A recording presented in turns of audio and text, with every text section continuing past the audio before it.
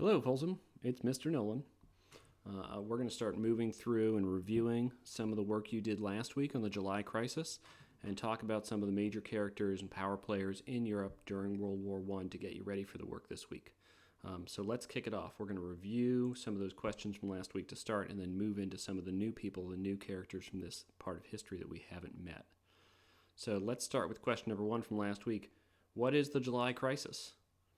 So the July Crisis is the political crisis among countries after the Austrian prince is killed and assassinated that leads to World War I. There's a period of about a month when the countries around the world know that an important prince has been killed, but they're not sure what's going to happen, and there are multiple attempts to kind of stop there being any kind of war, but that ultimately fails and World War I begins.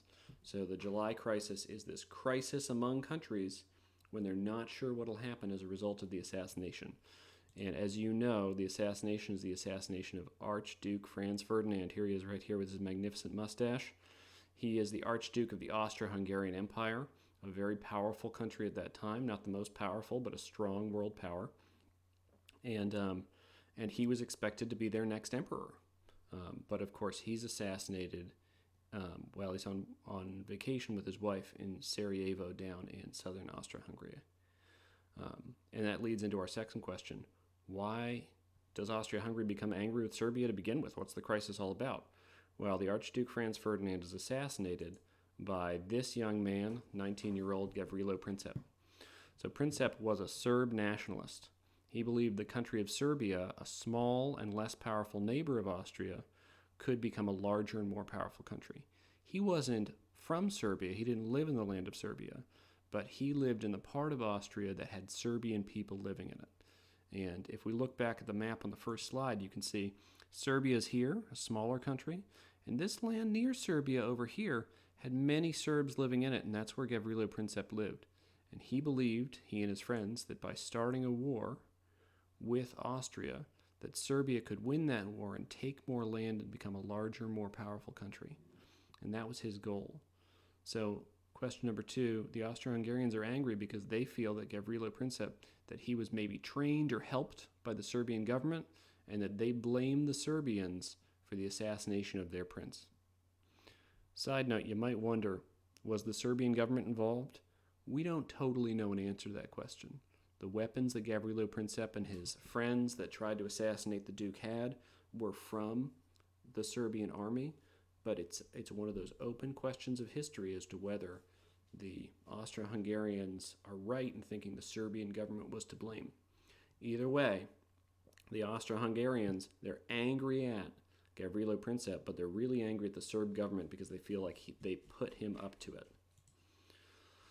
So, characters in the war, we've got Franz Joseph here. He's the old emperor. He is the uncle of Franz Ferdinand, and he is currently the emperor and the king of the Austro-Hungarian Empire.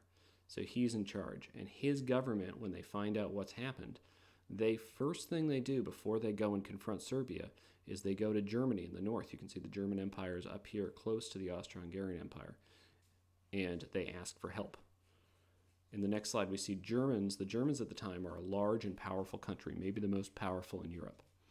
And their German king, Kaiser Wilhelm II, he was an ally to the Austrians. They were both German-speaking, or at least the leadership in both countries was German-speaking, and they were allies together. And when the Austrians come to him, he says, "Oh yeah, we will back you up no matter what." This brings us to question number 3, the blank check. So what is the blank check? You read about it in the reading. Let's talk about it before we explain the answer to the question.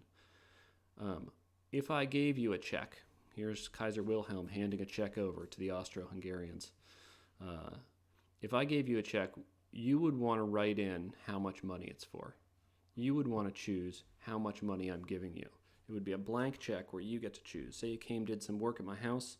You would want to be the one to decide how much money you get paid instead of me deciding. This is the metaphor we use for the German assurance of help to the Austrians, where they said, "We'll help you no matter what you need. Go off and start a war. Don't worry, we've got your back." So why would that make war more likely, which was question number 3 in the reading? It would make war more likely because The Germans are saying, even if it gets hairy, even if it becomes a big conflict, we got your back. We're a powerful country. Don't worry. Kaiser Wilhelm himself, he thought the war was going to be quickly done. It was going to be over quick. And the Austrians were just going to get down into Serbia and fight a quick war and get this over with. He immediately went on vacation. And when he came back on vacation a few weeks later, he was very angry to learn the Austrians had basically just waited. They were unsure about how to proceed. So the next question is about the ultimatum. So the Austrians are unsure what to do. They did get the blank check from Germany, but they're not sure if they have a reason to go to war that other countries will respect. They don't want to anger France. They don't want to anger Russia. They don't want to anger the UK. So they are like, how can we make it look like the Serbians are the bad guys? We think they're the bad guys, but we're not sure. And they send them what's called an ultimatum.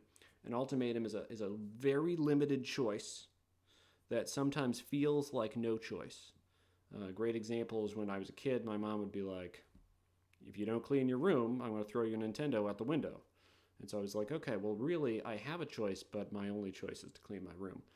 The Austrian ultimatum back to Serbia, to the Kingdom of Serbia, was a choice that would have had the Serbians giving up a lot of their power to the Austrian government. The Austrians were demanding that they change their school books to make Austria look like a nicer country in their school books, that they let Austrian police go all throughout the Kingdom of Serbia and investigate and arrest people. This was, again, a big connection to question number 4 in the reading from last week. This is a thing that no country is going to allow. To let another country's police go through your country and act like policemen and do whatever they like, it's kind of like your government is no longer the government in power. It's like this other government is like maybe above you in power. And no government, the Kingdom of Serbia or America today, no government would let another country just have free reign in their country to send in the police to do whatever they want. So even though the Austrians did give a choice, it was really like no choice, and it's called the ultimatum. So question number 5 and 6 come down to the actual start of the war. So Wilhelm comes back, they give the ultimatum, the Serbians respond with the ultimatum, and countries start seeing that a war is more and more likely as we move through the summer. The Russians aren't sure how to deal with this. The Russians are close allies with the Serbs, and they don't want Austria-Hungary bossing around the Serbs, but they also don't want to create too much trouble. At this time, there was a theory among all these countries in Europe that whichever country got their army together first was likely to win. This is called mobilizing. In those days, they had very few cars still, very few trucks. Tanks weren't even invented, and you had to use trains and train tracks to get your people around. The theory was that getting your army together could take 2, 3, 4 weeks to go out and find the soldiers. Maybe they were trained, but they were released, like reserve soldiers. But just getting them together and giving them their uniforms and their military equipment could take weeks. And so we see Tsar Nicholas, the Tsar, this is the Russian word, sometimes spelled C-Z-A-R. The Tsar is like the Emperor of Russia. And Tsar Nicholas, he was like, okay, I want to get my army ready in case a war happens, but I don't want to really. So he said, I'm not mobilizing, I'm just preparing to maybe mobilize. But this is one of those dominoes that falls in the series of events that leads to World War I happening. He says we're preparing to mobilize, and other countries start to worry, okay, if they're going to get ready to mobilize, then we need to mobilize, because the theory was whoever mobilized first would win. Whoever got their army onto the battlefield first would win. And if you could rush in with your army while the other side was still getting their army ready, you might win. So the Russians prepare to mobilize first, but they don't actually fully mobilize until a little later. We can look at some of the other countries involved. We're kind of moving off of the questions from last week. This is Clemenceau. Clemenceau is the Prime Minister of the French, and you can see France here. This is World War I France. It's a little smaller than France actually is today. In the end of the war, they take some land from Germany around this area where my mouse is. Clemenceau is the leader of the French, George Clemenceau, during World War I. Over in Britain, you've got David Lloyd George. Lloyd George is the Prime Minister of the British, and the British have a king, like today, but like today, the British had a democratic system where the man in charge was elected by the people. So Lloyd George was prime minister, and they had King George V, but like today, he wasn't really in charge. They got to vote for their leaders. Not true of Russia, whose emperor was in charge, or Germany, whose emperor was in charge, who they actually ran the government. Kaiser Wilhelm gets to make the decisions. Tsar Nicholas gets to make the decisions. And as we see in this war, that actually having those not elected people in charge leads to them often making really poor decisions versus people who are elected and have to fight through the political system to understand how the government works rather than being born into it. So in one of the weird twists, I think we mentioned this last week about this war, is that 3 of the men who fought against each other were all cousins. So Tsar Nicholas, I think this is Tsar Nicholas and this is George V. They were first cousins. Tsar Nicholas actually married into the cousin of George V. And then they were also cousins with Kaiser Wilhelm of Germany. So you can see them together. This is again King George V of the UK. They were all grandchildren of Queen Victoria, who'd been the Queen of England for many, many years back in the 1800s. So it was one of these really strange affairs where this is a war that uses new technology, but is in a lot of ways an old-fashioned European war between these old families. So that's about it. Oh, we got one more bonus slide. Here's Woodrow Wilson. You guys will remember him from studying the Progressive Era, and this is the flag at the time. You'll notice it's a little different than today because they didn't have all the states we've got. Alaska and Hawaii had not yet been admitted to the Union. But the U.S. is a participant in the war. They joined much later on the Entente side with France, Russia, and the UK. So we'll be talking about them a little later, or I guess we could say we'll be talking about us a little later and how our country got involved in the war. But right now it's a very European war. So that's going to set you up.